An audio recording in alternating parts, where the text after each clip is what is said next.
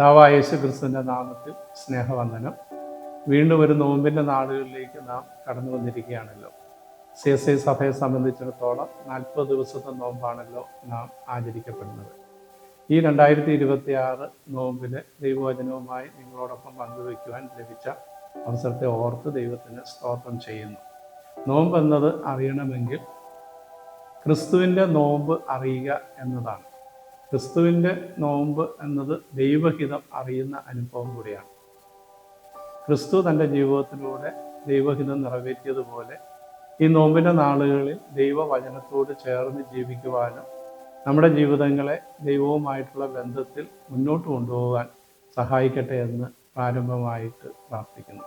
ഇന്നത്തെ വചനചിന്തയ്ക്കായിട്ട് ലൂക്കോസിൻ്റെ സുവിശേഷം 5-ാം അധ്യായം 4-ാം വാക്യത്തിൽ കർത്താവ് പറയുന്നു, ആഴത്തിലേക്ക് നീക്കി വല ഇറക്കുക എന്നത്. യേശുക്രിസ്തുവിൻ്റെ ജീവിത സാഹചര്യങ്ങളിൽ തൻ്റെ പരസ്യ ശുശ്രൂഷയിൽ താൻ ശിഷ്യന്മാരെ തിരഞ്ഞെടുക്കുന്ന സന്ദർഭത്തിൻ്റെ ഭാഗമാണ് നാം ഇവിടെ കാണുന്നത്. ഇവിടെ ആഴത്തിലേക്ക് നീക്കി വല ഇറക്കുവാൻ ആവശ്യപ്പെടുമ്പോൾ നമ്മുടെ ദൈവവുമായിട്ടുള്ള ബന്ധത്തിൻ്റെ ആഴം മനസ്സിലാക്കുവാനായിട്ട് നമുക്ക് സാധിക്കണം. ക്രിസ്തുവിനോട് ചേർന്ന് ജീവിക്കുന്ന സാഹചര്യമാണ് നമുക്ക് ഓരോരുത്തർക്കും ഉണ്ടാകേണ്ടുന്നത്. ക്രിസ്തു പറയുന്നു, യേശു പറഞ്ഞു, എന്നെ കൂടാതെ നിങ്ങൾക്ക് ഒന്നും ചെയ്യുവാൻ കഴിയുകയില്ല. കൊമ്പിന് മുന്തിരിവള്ളിയിൽ വസിച്ചിട്ടല്ലാതെ ഫലം കായ്ക്കുവാൻ സാധിക്കുകയില്ല എന്നതുപോലെ നാം ഓരോരുത്തരും ക്രിസ്തുവിൽ വസിച്ചെങ്കിലേ അധികം ഫലം കായ്ക്കുവാനായിട്ട് നമുക്ക് സാധിക്കുകയുള്ളൂ. ഒരു സ്വയം ശോധന നമുക്ക് ആവശ്യമാണ്.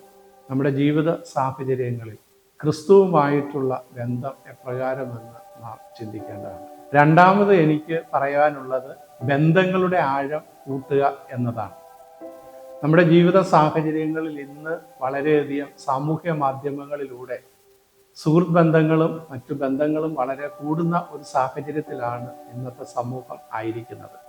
എന്നാൽ ദൈവവുമായിട്ടും കുടുംബാംഗങ്ങളുമായിട്ടുള്ള നമ്മുടെ ബന്ധത്തിൻ്റെ ആഴം എത്രയെന്ന് നാം ഓരോരുത്തരും ചിന്തിക്കേണ്ടുന്നതാണ്.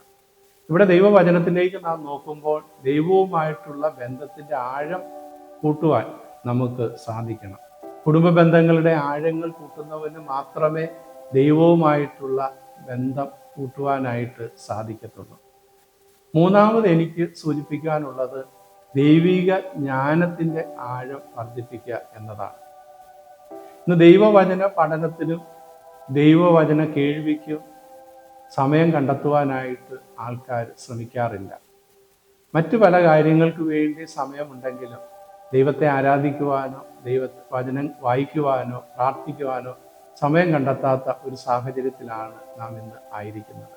എന്നാൽ ഈ നോമ്പിൻ്റെ നാളുകളിലേക്ക് നാം നോക്കുമ്പോൾ നമ്മുടെ ചിന്തകളും നമ്മുടെ വിചാരങ്ങളും ദൈവത്തിൻ്റെ ജ്ഞാനം കൂടുതൽ ലഭ്യമാകുവാനായിട്ട് നമ്മുടെ ജീവിതങ്ങളെ നാം ക്രമപ്പെടുത്തേണ്ടത് വളരെ ആവശ്യമാണ്. നമ്മുടെ ജീവിതാനുഭവങ്ങളിൽ ദൈവവചനം വായിക്കുവാൻ, ദൈവവചനം ധ്യാനിക്കുവാൻ, പ്രാർത്ഥിക്കുവാൻ ഈ നോമ്പിൻ്റെ നാളുകളിൽ നാം വളരെയധികം ശ്രദ്ധിക്കേണ്ടതാണ്.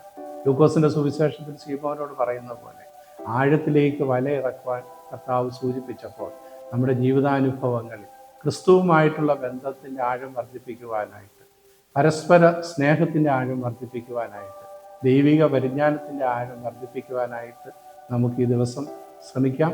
അതിന് ദൈവം തൻ്റെ പരിശുദ്ധാത്മാവ് മുഖാന്തരം നമ്മെ സഹായിക്കുമാറാകട്ടെ. ആമേൻ. നമുക്ക് പ്രാർത്ഥിക്കാം.